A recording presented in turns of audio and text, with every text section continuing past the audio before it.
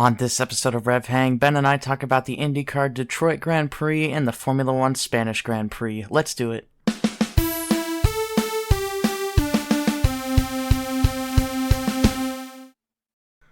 Hello everybody and welcome back to RevHang. I'm Nathan, and alongside me across the airwaves, thanks to the mighty power of the internet and virtually all those good things, is my good friend and co-host Ben Bagley. How you doing, Ben? I'm good. I'm so digital right now. So digital. We are in that era, yes. How's your week been? It's been busy. It's been nice outside, so I got a little bit of a sunburn that'll turn into a tan, hopefully. And there's a local car show by where I live, a big classic car show. So I went and spent most of the day yesterday at that, watching all the cool cars, breathing in all of the leaded gasoline fumes. Lowering your So IQ one little bit at a time.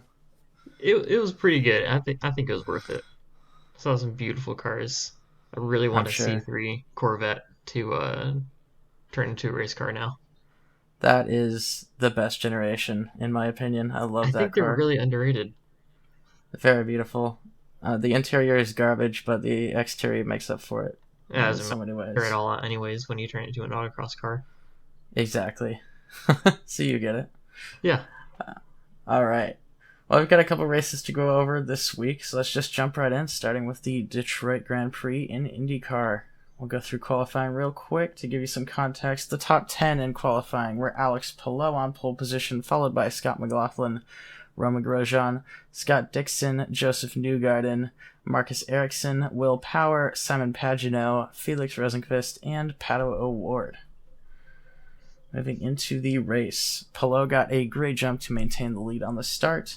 On the first lap, Ilott hit Kirkwood actually into the first corner and absolutely demolished Kirkwood's rear wing. Kirkwood was able to get back to the pits and get that serviced. A little later into the race, O'Ward fell a lap down after he had a bad pit stop. His wheel came loose on the next lap and he ended up in the wall. Unfortunately, that was a DNF for Pato, no fault of his own. On lap 51, Graham Rahal hit the wall, followed by Benjamin Peterson, under caution no less. Both of them, well, Rahal made the biggest mistake, I'd say. Just kind of lost concentration and drove straight into the concrete barrier. And then Benjamin Peterson did not have time to turn away from him after he came around that corner, which was a blind corner. So unfortunately, both of them did not finish the race. After the restart, Power took the lead from Palou on lap 56, and then about 9 laps later, on lap 65, Palou took it back in the same corner. Felix Rosenqvist and Alex Rossi swapped positions several times at the end of the race and made contact twice. They definitely both had their elbows out and were not afraid to hit their own teammates. It was pretty crazy to watch. On lap 80, Romain Grosjean hit the wall and ended his race. Just a lapse of concentration. He hit the inside of one corner and it shot him into the outside wall of that same corner. I will Uh, say they did come out with a statement. It sounds like he had a suspension problem that led to that. yes, so he did have a suspension problem. They were saying it made the car extremely difficult to drive. So he was very frustrated with himself. You could see him smashing his steering wheel and pounding himself in the helmet after the crash. But if the car was that undrivable, then you can't really fault him that much. Just still unfortunate for him, as he is probably out of the championship hunt now. Yeah, I think that makes him 50-50 for race completions. Yeah, not great. Not great at all. But hopefully next season he'll have some better luck. He just needs to fix his oval problem, and then I think he'll do a lot better. Yeah. On lap 90, Scott Dixon hit Will Power, letting both McLarens through. Power was able to recover quickly and made up those two positions again. And then we had some elbows out and jostling, but in the end, the podium was Palou, Power, and Felix Rosenqvist. So What going a through the crazy results, race. yeah, it was absolutely wild. I only caught the last half of it. I was actually out of town for most of the weekend, and I got back and flipped on Peacock and was able to catch the last 50 laps or so. Very cool. But it seems like that's where most of the action was anyway, so it was definitely fun to watch that. Yeah, yeah. The first half was definitely a lot of drivers getting to grips with the track with so much traffic. It's just Yeah, such a bumpy track, and it's so tight, and it's just unforgiving, which I yeah, think makes for really exciting racing. I'm sure the drivers had a very different opinion of it, uh, yes. but it was cool to see a track that really challenged the drivers and really pushed them and really punished mistakes. Yeah, absolutely. It was, it's one of those weird things where this feels like the first real street circuit to me. And when I say that, I mean like in a lot of street circuits, they'll get creative and make it kind of an actual track with normal ish turns. They'll figure out ways to make non 90-degree turns. Uh, but Detroit was absolutely not that way. Every single corner was a 90-degree turn. And you don't Yeah, see that too often, even in street tracks. yeah, and there's still like great places for passing, like that hairpin at turn three. You saw a lot of drivers just go wide around there and put in the guts to try to get around the outside of people. Yeah, turn three seemed to be everybody's favorite spot to overtake, which makes sense. Um, but yeah, it was a really interesting track. I don't know how I feel about it. I mean, it was a very good race. I think we'll have to see how future races are, but I could definitely see this becoming a fan favorite in the future, kind of like Nashville has become a fan favorite. Um, Nashville's another very technical, very bumpy, difficult track, and it's also a street circuit. So we'll see. I did enjoy the last half of the race that I did see though. It was a lot of fun to watch. Yeah, yeah, it was really exciting. All right, going through the results real quick. Podium was Palou, Power, and Rosenqvist, followed by Dixon and Rossi in the top five. 6 through 10 was Kyle Kirkwood, who had an absolutely fantastic recovery drive after being last after the first lap and almost going a lap down. He managed to recover all the way back up to P6, which is actually insane in an IndyCar race. 7 through 10 was McLaughlin, Armstrong, Ericsson, and Newgarden. 11 through 15 was Herda, DeFrancesco, Pagano, Canapino, and Daly. 16 through 20 was Lundgaard, Harvey, VK, Castro Neves, and Peterson. Looks like Peterson did not DNF like I said earlier. That's my bad. 21. Let's see where the DNFs end. Okay, 21 and 22 rounding off the finishers were Ferrucci and Stingray Robb. And then all of our DNFs were David Malukas, Roman Grosjean, Graham Rahal, Pato O'Ward, and Callum Ilott. We had not as many DNFs as I thought we did, but I could anticipate that. I can see this being a high DNF track in the future for sure. Yeah, yeah, it wasn't quite the carnage that Nashville usually is, but there is definitely still a little bit of spectacle for people who like that kind of thing. Yeah. Imagine if it rained. Like, Oh, if it rained on that track, can there'd you just be. imagine the puddles? Oh my goodness. Yeah, with all the ruts and divots. That would be insane. So our kind of talking points for this week in IndyCar, Roman Grosjean's still struggling. He did have a problem with this car, so you can't really pin that all on him. But unfortunately, Grosjean is pretty much out of the championship now. He is 100 and what is that? 128 points behind Alex Palou in the lead. I don't see anybody making up that that amount of points with the amount of races that are left. Early season 2021 Red Bull moment. Yeah. You're at the tipping point where you could be more likely to finish the race or more likely to not finish a race. Yeah. He's 50-50 on finishes, I think you said, this season. Yeah. Not ideal for sure, but he No. is very fast, and I think he's fast enough to where he has job security at least for next year. Oh, for sure. But he definitely needs to challenge for the championship next year. Ideally for him, I'd say, but he's getting a lot of criticism from people, which I won't say is undeserved, but I also will say that people are being a little harsh on him, I think.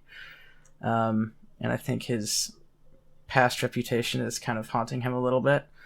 Um, but yeah, I hope he turns it around. I really love the guy. He's a great story, a fantastic story if you followed him since his Formula One days and kind of how his Formula One career ended. The fact that he's even back in a race car is insane and very admirable. Yeah.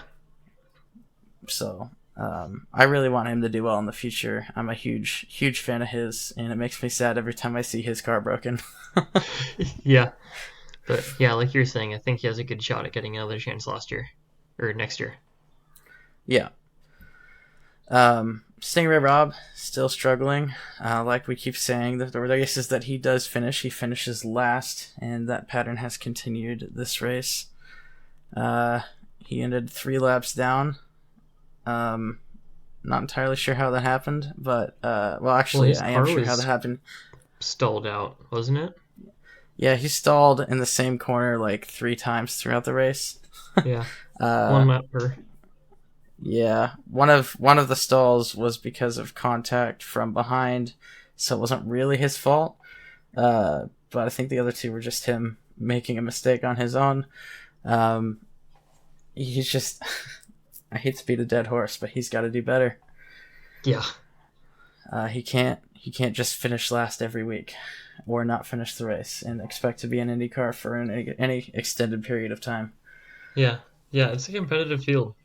And absolutely, Benjamin Peterson's been doing pretty well. Lundgaard, I keep on trying to mix Felix Rosenqvist and Christian Lundgaard's names together. Lundgaard did really well last season. So he's got a tall order and a bunch of shoes to fill, and I don't really see him doing that. Yeah. I don't know. I don't know what's going on with him. What else we got here? Pedro Ward slowly is losing his grasp on the championship. He's now 82 points behind Pelot in first. He's slipping. He's got a ways to climb back. He's still in it, but Pelot would have to DNF a couple times for him to really get back into the fight. Yeah, another driver who he's had some unlucky crashes and is just not getting any points. This really hurt. Yeah. But I mean, also Pelot is 51 points ahead of Marcus Ericsson, who's in second. So Pelot's honestly just running away with it. Yeah. The 50 points is definitely doable with 10 races left or something like that. But I mean, people have to really start getting on top of that, because if the lead extends any more than this right now, it's going to become very, very, very difficult to catch him. Yeah, and Pelot's just been so consistent. Yeah, for sure. But I mean, yeah, when he's 51 points ahead of Ericsson, he could DNF, and the only way he doesn't maintain the lead of the championship is if Ericsson wins. And at that point, I think he'd be 1 point behind Ericsson. So he's got quite the cushion there. Yeah. But I mean, that whole scenario could very easily happen with how good Ericsson's been this year, and then anybody can DNF on any given day. No one's immune to that. This is IndyCar. Absolutely. But that kind of rounds off IndyCar for this week. Let's move on to Formula One. Oh boy. The Spanish Grand Prix was this week in Barcelona. We were at the new track layout without the horrible chicane. The new old track layout. The new old track layout, yeah, because this is the one that they had before the chicane. It's also still kind of new because before I think turn 10 was more of a right angle. Now it's a little more sweeping. But I mean, other than that, it's pretty close to the same track. This is the MotoGP layout officially. And that's pretty cool. Yeah, but I actually, after watching this race, like the layout a lot more. Yeah, I thought this was actually one of the more entertaining races of the season. This was. This also was the first race of the season where we had no DNFs and not a single yellow flag. So yeah, I guess you're right. It was green flag all the way through, which is kind of crazy. You don't see that too often, and it seemed like a very short race. It went by very quickly. I was Yeah. half awake for most of it, granted, but even still, it seemed like a pretty quick race. But it was also very entertaining. There was lots of overtaking, which doesn't happen too often, or hasn't happened in the past in Spain. Yeah. So, Yeah. I remember I just watched the highlights for the IndyCar race, and then I went and watched the full F1 race. mm, And I listening to the commentators see like one of the first overtakes of the race is like, that's an overtake, and I was like, yeah, it's just an overtake, and then I realized like, oh yeah, I'm watching Formula One. That was like a pretty good overtake. yeah, it doesn't happen too often, especially in Spain in the past. Yeah. I think this change, removing that chicane and keeping that last corner a very high speed corner, has helped things immensely. It Yeah. makes DRS overtaking a lot easier. There didn't seem to be very many DRS trains. Like, Spain was kind of famous for DRS trains, but there wasn't a long train like there usually is. There were usually just packs of 2 or 3 drivers kind of battling it out throughout the field. Yeah. Yeah. I never saw more than 3 or 4 drivers clustered together. Usually it's around 3 drivers, and they're all actually duking it out, which is pretty cool to see. Absolutely. All right, so let's go through qualifying real quick. In the top 10, we had Verstappen on pole, followed by Sainz, Norris, Hamilton, Stroll, Ocon, Hulkenberg, Alonso, Piastri, and Gasly. Of note, Sergio Perez qualified 11th, Russell qualified 12th, and Charles Leclerc qualified 19th. Horrible qualifying for Leclerc. Granted, his car was worse for wear during qualifying, so we don't know exactly what happened, but his car was not having a good time. And it wouldn't get any better for the race. Nope, did not really get much better for the race. Speaking of the race, Verstappen checked out after lap 1. He just drove off into the sunset like I'm pretty sure most of us thought he would. Norris and Hamilton collided into turn 2. That ruined Norris's race, unfortunately for him. He broke his front wing and had to come in for a pit stop at the end of the first lap, and then he kind of trundled around at the back of the field for the rest of the race. Perez slowly crept through the field throughout the race. He didn't really move as quickly as I think he maybe should have, but he did end up getting up to P4 by the end. Hamilton moved up to P3 on lap 8. On lap 11, Russell passed Ocon for P5. Alonso moved up to P9 on lap 21. Hamilton passed Sainz for P2 on lap 28. Russell passed Sainz for P3 on lap 35. And Perez passed Sainz for P4 on lap 53. So the second half of the race was Sainz just slowly moving backwards.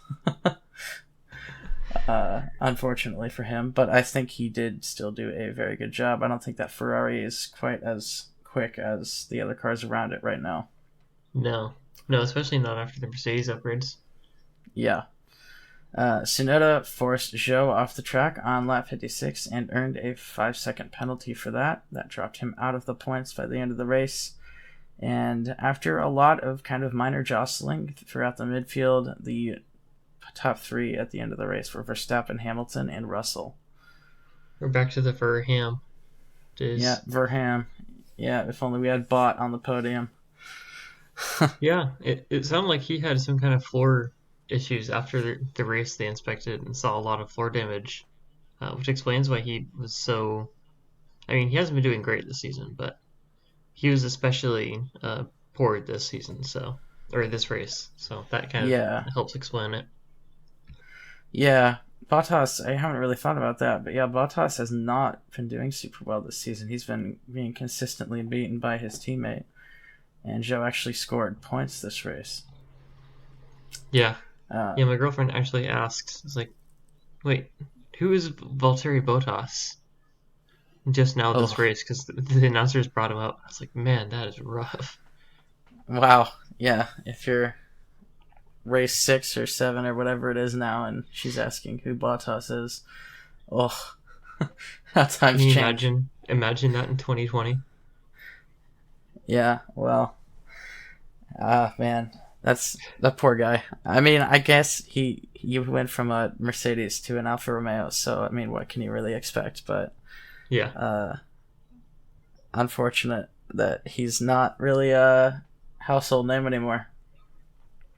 He's a household name in my heart. Of course, we all know who he is.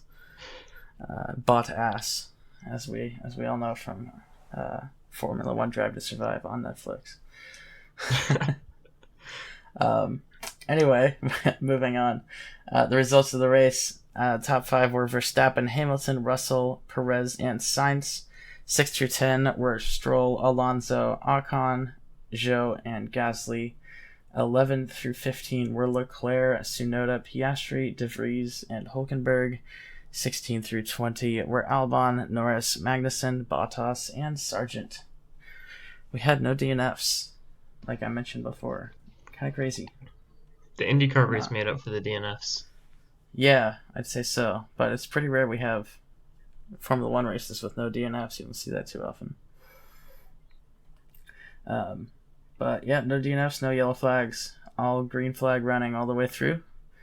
Verstappen had his first Grand Slam of the season this race. And a Grand Slam is pole position, leading every single lap, and getting fastest lap. I think at one point he was 40 seconds ahead of Hamilton in second. Yeah, I mean, it seems like he's just driving around kind of at 80% most of the time. Yeah. Honestly, I don't even want to, like, he'd probably lap the whole field if he was going 100% all the time. It's absolutely insane. I've never seen this level of dominance, even in the like the Hamilton Mercedes era. They were never this far out in front. Yeah. It's kind of nuts. So, and I don't know. I mean, I would say it's the car, and I think a lot of it is the car, but at the same time, Perez is not. He's not consistently pulling second place. Well, so I mean, he's usually top 5, but if Verstappen's beating everybody by 40 seconds, you would think that Perez should be second place most of the time. Yeah, especially on a track with this long of a straight and a car that's this good in the DRS zones. Yeah, I don't know. I think Verstappen might just be that good. But Mercedes, as much as we've been talking about how good Red Bull is, Mercedes seems to be coming back. They're not on the level of Red Bull yet, clearly, but in terms of being best of the rest, they seem to have the second fastest car now. I would say they have surpassed Aston Martin at this point. For that, I think the upgrades that they brought in Monaco have definitely worked to some degree. Yeah, the drivers just seem more confident in the cars too. I'd say so. Hamilton said throughout practice that he was kind of struggling with the balance. I would say most of that is probably just because they've completely changed the concept of their car, so it's kind of like learning a new car. So that's probably all that was, but the car seems to be a lot faster. So I would not be surprised if they started to take it to Red Bull next season. Once they now that they have the new concept nailed down and seem to have a good base to jump off of. Yeah, I hope we're all ready for the a return to more consistent Hamverse in the future. Yeah, could be. Hamilton is the new one. Yeah, Hamilton has not signed a contract for next season yet, and there are rumors floating around about his contract and Leclerc's contract. I don't know how much we can trust any of those, but silly season has done silly things in the past. Nobody expected Fernando Alonso to ditch Alpine and go to Aston Martin last year, so who knows what could happen. Yeah, I have a hard time believing that Mercedes wouldn't offer Hamilton a contract.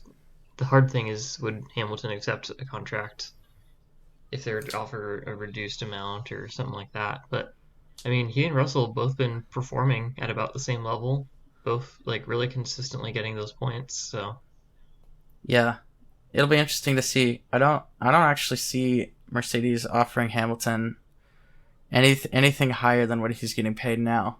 Yeah. I don't see them trying to retain him that much. There are definitely other options, and George Russell could easily become the number 1 driver at Mercedes. I have no questions about that. Um, so it'll be interesting to see. I don't even know how long Lewis is going to stay in F1. I think if he has a shot at the championship, he'll be here. So I would imagine he'll be at Mercedes at the very least next year. He might sign a 2-year deal or something like that. But I would be very surprised if we saw some big 5-year contract announced. Oh yeah. I think he will probably be out of the sport by 2026 at the latest. He's expressed interest in IndyCar, and I Oh, would love to see that happen. that would be cool. That'd be very cool to see how he actually stacks up in the same machinery as all those other guys. Yeah, get that again. Get that guy against Polov stat. Yeah, Just get absolutely. elbows out. I want to see him stock car race. That would be interesting. Yeah. Put that guy in a NASCAR truck. NASCAR truck. That would be something. Hamilton going from F1 to NASCAR trucks. Talk about a downgrade. That'd be so cool, though. It would be pretty cool. Yeah. Maybe Kimi Räikkönen will end up racing against him in NASCAR someday. Yeah. That'd be pretty sweet. But yeah, so Leclerc and Perez both had pretty poor qualifying sessions. Leclerc, like we talked about, he had a problem with his car, but Perez just didn't make the cut. I think he got Yeah. blocked on one of his laps, so that could have had something to do with it. But yeah, he qualified 11th. He was out in Q2. Yeah. Yeah, I mean, getting blocked like that definitely probably hurt his Q2, but you would have thought that he would have had a lap time fast enough earlier in Q2 to make it through, because usually the Red Bulls, even at, 70% early in the queue, are able to put down something that's good enough to take them into the next one, at least in Q3. Yeah, one thing to note is it was kind of rainy during qualifying, on and off, and so there was weather to contend with, so that probably had a factor too. But if you're in by far the best car on the grid and your teammates getting pole by over half a second, uh, if you're out in Q2, that's not a great look. No. No, speaking of um, rain, George Russell getting the sweat in his helmet confused for rain at turn 5. yeah, that was funny. Is there rain at My turn 5, or am I just sweaty? You're just sweaty. Yeah, my girlfriend and I started referring to him as our sweaty boy Our now. sweaty boy. Yeah. There you go. Nice. Um, Lando Norris had a great qualifying session. He started third, highest McLaren has started this season. But unfortunately, he had that not so great first lap, and unluckily for him, he ended where did he finish? 17th. So not ideal from Norris, but that's what happens sometimes. The McLaren's just not that great this year. Hopefully they can turn that around next year. I miss seeing McLaren getting shots at podiums. Yeah, yeah, I miss the memes where I think they want something like Mercedes isn't even the fastest Mercedes-powered car on the grid this year. Yeah, well, Show. we had that with Aston Martin for a while, but it seems like Mercedes is back on top. Yeah. Um, but if Aston keeps making strides and they continue to improve, they could definitely be a contender next season as well. Yeah, Um, I think they just finished moving into their new development center, right? I don't know. I wouldn't surprise me. Um, but I know they want to get that up and running. They've got their big wind tunnel they're building. And they just announced, I guess this would be a Paddock News, but I don't have a segment for that this week. They announced they are partnering with Honda in Oh yeah. 2026. So we're going to see a Aston Martin Honda, which is kind of a weird pairing. Um, I don't know. Yeah, I I mean, guess maybe not, but we saw it before with Red Bull, Aston Martin, and Honda, yeah. back when Aston was one of the main sponsors for Red Bull. Yeah, I don't know if they were actually paired together because I think Aston Martin left when Renault ended their engine partnership with Red Bull. Oh, yeah. You might be right about that, actually. Yeah, so I don't know for sure. But yeah, Honda will be back on the grid not with Red Bull, but with Aston Martin in 2026. Red Bull will have Ford engines by that time, which was kind of cool. But Well, Ford branded engines. Ford branded engines. It'll be Red Bull powertrains most likely still. Yeah. Uh, but yeah, lots of weird engine deals going on right now. Yeah, pretty exciting for the future. I hope we get some new teams coming in 26. I know we have Audi. They're gonna start next year, taking over for Alfa Romeo. They're just kind of gonna be Sauber, but branded as an Audi team, and then they're gonna be full on Audi starting in 26. But if we saw Ford join or Honda, that'd be pretty cool too. To have one of those be a full on F1 team. I know we haven't heard a whole lot about Andretti's continued attempts to get into F1, but I'm still pulling for them to get an entry in with Cadillac. That would be very, very nice. Yes. Get Colton Herta and Joseph Newgarden into F1. That would be cool. That'd be pretty sweet. That would be quite the lineup too, for drivers. I bet they would crash so many people out. They'd be jumping their cars. Yeah, they come in with the IndyCar mentality, which is kind of aggression. Yeah. So, yeah, I don't know. I don't know if Andretti will actually make it in, but I hope they do, because it would be cool to have an actual American team. No shade to Haas, but I mean, they're pretty much based in the UK. Yeah, who in the US really cheers for Haas? Yeah, I don't know a single Haas fan, and I live in the US. We live in the US. Yeah, most of us are McLaren, Red Bull, Mercedes. I actually do know an Alpine fan. It's me. I'm the Alpine fan. Are you the Alpine fan? Yeah. Okay. I know 2 Alpine fans then in the US. Shout out to Karsten if you're listening. I know I told you about this, but who knows if you actually listen. But regardless, yeah. I don't know any Haas fans. But I think if Andretti were to start and enter Formula One, there would be a massive amount of Andretti fans in the United States. I'm sure Haas would lose so many sponsors. Yeah, they'd all jump ship. Yeah. All right. Going into the standings for Formula One real quick. In first place, obviously, it is Max Verstappen, followed by Sergio Perez. Fernando Alonso is still in third, followed by Hamilton and Russell. 6 through 10 are Sainz, Leclerc, Stroll, Ocon, Gasly. 11 through 15 are Norris, Hulkenberg, Piastri, Bottas, and Zhou. And then 16 through 20 are Tsunoda, Magnussen, Albon, De Vries, and Sargent. De Vries and Sargent still have yet to score points this season. As far as constructors go, in first place is Red Bull Racing by a long way. Mercedes jumps Aston Martin to second place. Aston Martin is now in third, followed by Ferrari in fourth. A long way after Ferrari is Alpine, and a long way after Alpine is McLaren. Alpine's kind of on an island right now by themselves.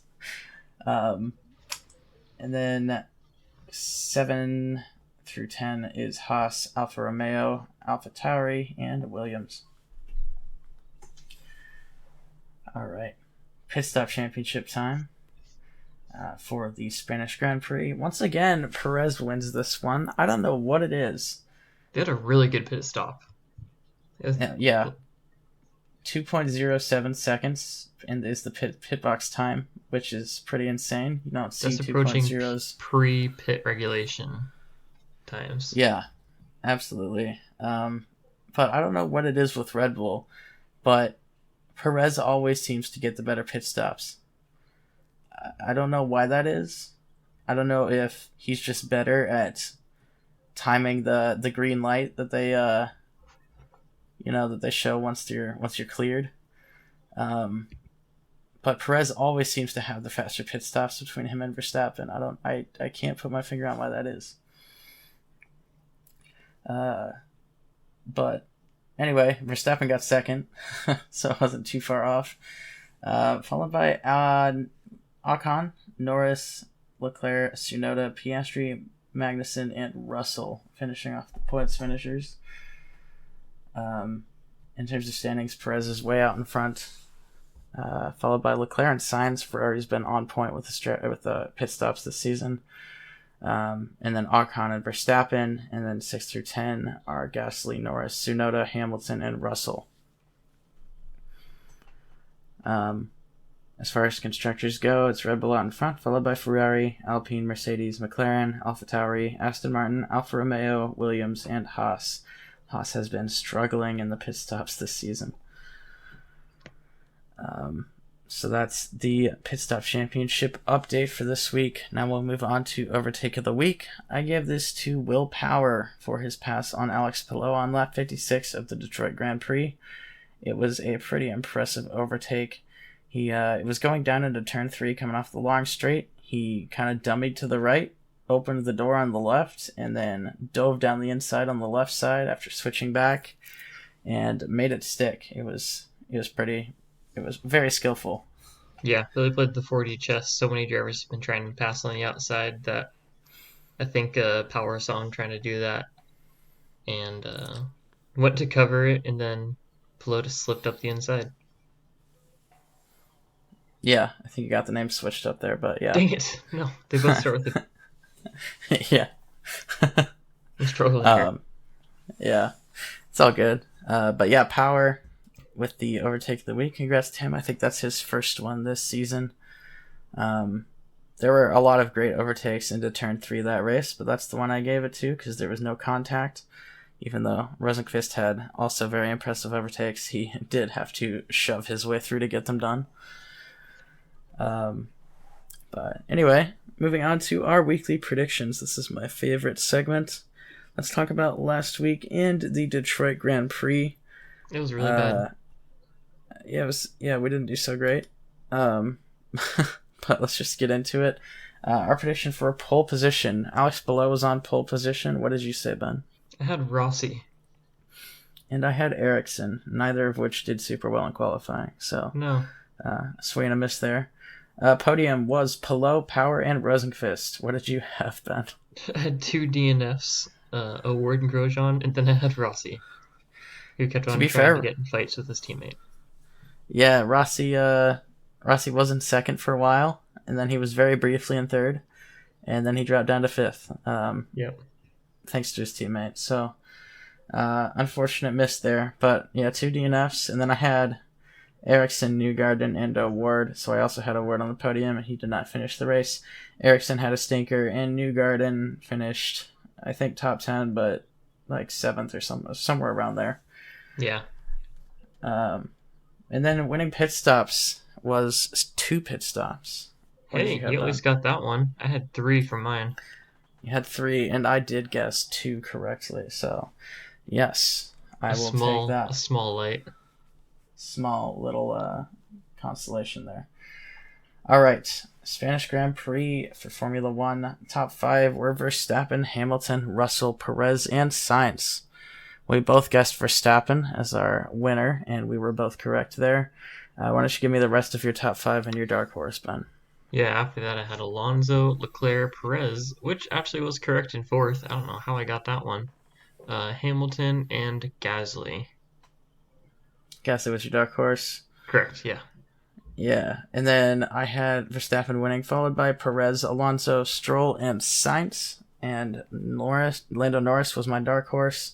I was very excited after qualifying. Yep. I did get Sainz in 5th, though. Not sure how I managed that, but I'll take it. We got the Spaniards. Yes.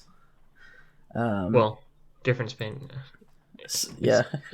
Almost. I don't know what I'm saying. Disregard. It's late for everybody listening. It's another late night. But my schedule's finally clearing up a little bit, so hopefully we won't be doing these at 11:30 p.m. Anymore. But anyway, fastest lap went to Max Verstappen. What did you have, Ben? I had George Russell. And I had Max Verstappen. So I did get that correct for once. Driver of the day went to Lewis Hamilton. Who saw that coming? I think that was pretty well deserved after his performance today. Oh, absolutely. But we both put Fernando Alonso in our prediction, so and he did that did not pan out. Yeah, he didn't do super well this race.